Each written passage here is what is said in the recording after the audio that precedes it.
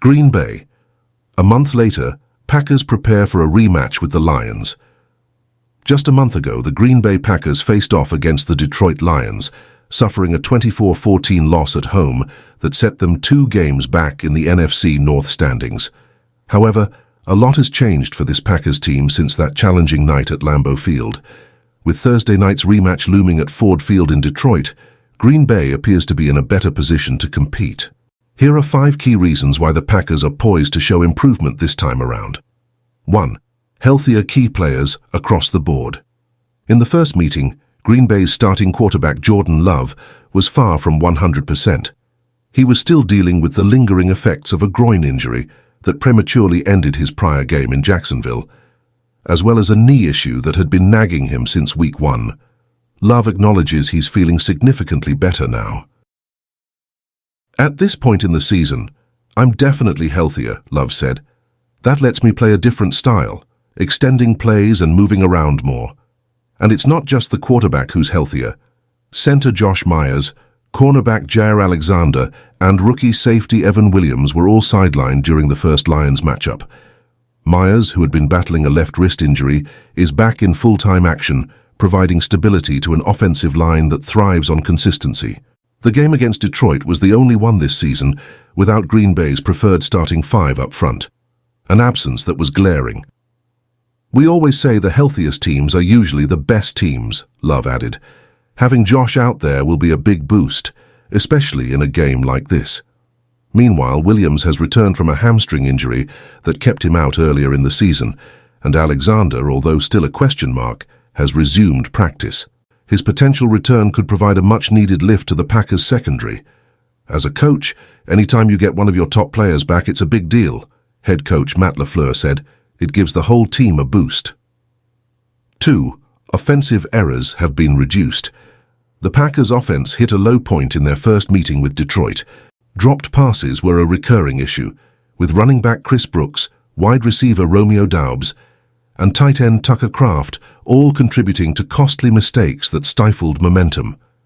By halftime, Green Bay had managed just 3 points. Kraft reflected on the team's struggles. "The first time we played them, we kept shooting ourselves in the foot.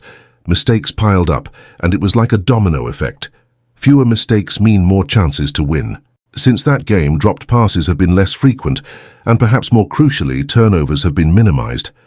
Love's pick 6 late in the first half against Detroit marked a turning point in that game, handing the Lions a commanding 17-3 lead at the break.